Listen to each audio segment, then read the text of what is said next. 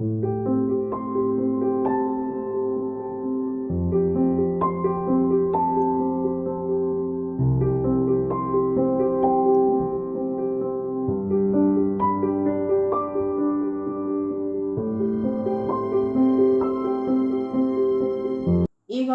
de Jésus-Christ selon saint Matthieu, chapitre 5, des versets 38 à 48.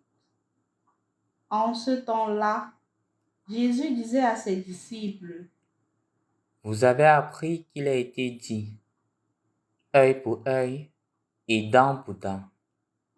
Eh bien, moi je vous dis de ne pas riposter aux méchants. Mais si quelqu'un te gifle sur la joue droite, tends-lui encore l'autre. Et si quelqu'un veut te poursuivre en justice et prendre ta tunique, laisse-lui encore ton manteau. Et si quelqu'un te réquisitionne pour faire 1000 pas, fais-en 2000 avec lui. À qui te demande, donne. À qui veut t'emprunter, ne tourne pas le dos. Vous avez appris qu'il a été dit, tu aimeras ton prochain et tu haïras ton ennemi. Eh bien, moi je vous dis, aimez vos ennemis et priez pour ceux qui vous persécutent, afin d'être vraiment les fils de votre Père qui est aux cieux. Car il fait lever son soleil sur les méchants et sur les bons. Il fait tomber la pluie sur les justes et sur les injustes. En effet, si vous aimez ceux qui vous aiment, quelle récompense méritez-vous? Les publicains eux-mêmes n'en font-ils pas autant? Et si vous ne saluez que vos frères, que faites-vous d'extraordinaire? Les païens eux-mêmes n'en font-ils pas autant? Vous donc, vous serez parfaits, comme votre Père céleste est parfait. Au nom du Père et du Fils et du Saint-Esprit. Amen. Loué soit Jésus-Christ. En ce jour, chers frères et sœurs dans le Christ, l'évangile que nous venons d'écouter est davantage une opportunité de nous rapprocher de Dieu. Et cela crée plusieurs ambiguïtés ou plusieurs zones d'ombre. La première des choses que nous devrions remarquer, c'est la finalité pour laquelle Jésus nous adresse cet évangile. L'objectif est d'être parfait comme notre Père céleste est parfait. Et donc, pour arriver à la perfection, il y a une manière de se comporter à l'égard de soi-même et à l'égard des autres. C'est pour cela que, chers frères et sœurs dans le Christ, aujourd'hui le Seigneur nous présente comment est-ce que nous pourrions faire le dépassement en vue d'atteindre la perfection. Remarquons qu'il applique ici premièrement la loi du talion quand il dit « Vous avez appris qu'il a été dit œil pour œil, dent pour dent ». C'est vrai. Cette loi existait dans l'Ancien Testament.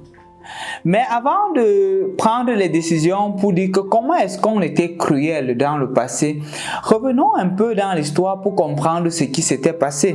On se rappelle clairement dans le livre de la Genèse où il était stipulé que Caïn doit être vengé 7 fois. On se rappelle que 5 siècles plus tard, Lamech avec ses 2 femmes dit que si Caïn était vengé 5 fois, Lamech venge 77 fois. Et il dit clairement là-bas, en faisant l'éloge de son mal, qu'il a tué quelqu'un pour une injure, pour une moindre faute, il a commis des meurtres.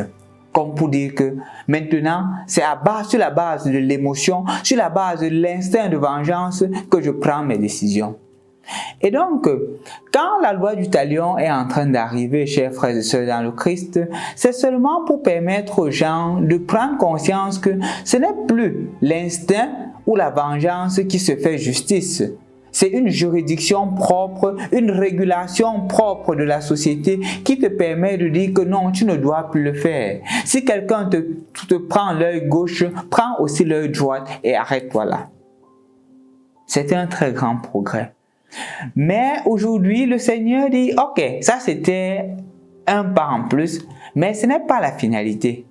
Comme il aurait dit, c'est à cause cause de la dureté de votre cœur que cela a été prescrit lorsqu'il parlait du mariage. De la même manière, à cause de la difficulté de compréhension, la loi du talion est venue pour réguler quelque chose, pour réguler la manière de se relationner, la manière de se rendre justice en société. Mais aujourd'hui, le Seigneur le dit, maintenant, va plus que cela. Pardonne. Pardonne jusqu'au bout. Pardonne jusqu'au don de ta propre vie. Pardonne à l'infini. Plusieurs personnes se sont mis à me dire, cette expression de Jésus rend l'homme faible, cette expression de Jésus voudrait créer un certain laxisme ou une certaine faiblesse au point où on ne soit plus capable de parler. Sur cela, je dis que ce n'est pas le cas. Je voudrais qu'on comprenne aussi ce texte dans le sens de la juridiction romaine à l'époque. En effet, quand la loi stipulait que si on te gifle la joue gauche, tends la joue droite, tendre la joue droite était un signe de contestation, selon la loi romaine.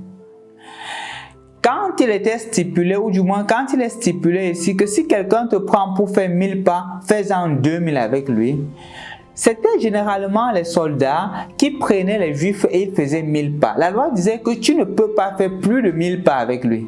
Si tu fais plus, tu peux être jugé, tu peux être condamné. En d'autres termes, le Seigneur est en train de dire que recherche la vérité, recherche la sainteté, mais ne perds pas la force de dire ce qui t'est de droit. Ça veut dire, tu ne rends pas, mais tu as le courage de dire que ce n'est pas juste le traitement que je subis.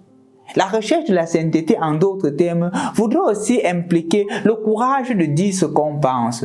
Ça ne voudrait pas dire qu'on reste calme. Ça ne voudrait pas pour autant dire qu'il y a des injustices en société, on n'en parle pas, on ne dit rien.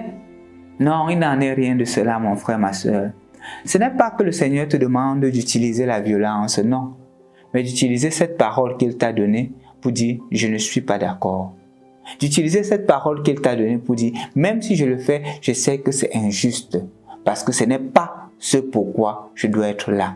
Je dois être là pour construire un monde de justice, un monde de vérité et un monde d'amour. » Je crois que c'est une invitation, mon frère, ma soeur, pour chacun d'entre nous, à grandir dans la recherche de la sainteté, à grandir dans la vérité et à grandir dans l'humilité.